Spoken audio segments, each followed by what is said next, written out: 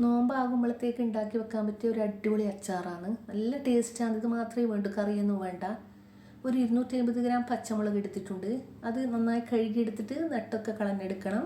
എന്നിട്ട് ഇതുപോലെ പീസ് പീസാക്കിയിട്ട് കൊടുക്കണം. ഒരു പച്ചമുളക് പകുതിയാക്കുന്ന രീതിയിലാക്കി എടുത്താൽ മതി. എണ്ണ നന്നായി ചൂടായാൽ ഹൈ ഫ്ലെയിമിലിട്ട് തന്നെ ഈ പച്ചമുളക് വറുത്തെടുക്കണം. ചെറിയ രീതിയിൽ പൊട്ടി വരും, അത് ശ്രദ്ധിക്കണം. അതുകൊണ്ടാണ് നെടുകെ പളർന്നു കൊടുക്കാനേ പാടുള്ളൂ എന്ന് പറയുന്നത്. ഓവറായിട്ട് കട്ടാക്കി എടുക്കാനൊന്നും പാടില്ല.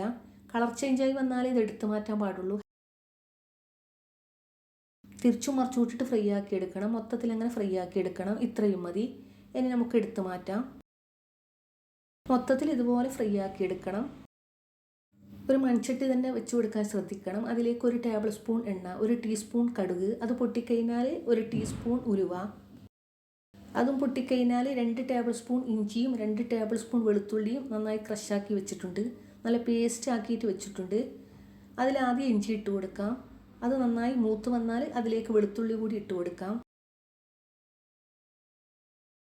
അതും നന്നായി മൂത്ത് വന്നാൽ കറിവേപ്പില ഇട്ട് കൊടുക്കാം. ഇത്രയും മതി. ഇനി നന്നായി വറുത്തെടുക്കണം.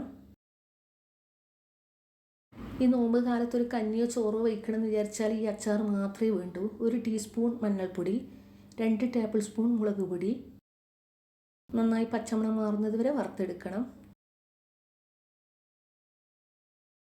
അതിലേക്ക് ഒരു നെല്ലിക്കയോളം വലുപ്പത്തിലുള്ള പുളി പിഴിഞ്ഞൊഴിച്ചത് ഒഴിച്ചു കൊടുക്കണം. വെള്ളം മാത്രം ഒഴിച്ചു കൊടുത്തിട്ട് പുളി മാറ്റി കൊടുക്കണം. നന്നായി പിഴിഞ്ഞിട്ട് 2 ആണി ശർക്കരയില്ലേ, അത് ഉരുക്കിയെടുത്തതാണ്.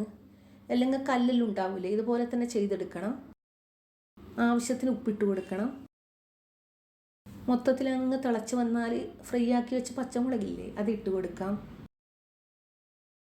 എന്നിട്ട് മൊത്തത്തിൽ അങ്ങ് മിക്സാക്കി കൊടുത്താൽ മതി. ഓവറായിട്ട് കുറുക്കിയെടുക്കുന്നു വേണ്ട, കുറച്ച് ചാറുണ്ടായിരിക്കണം.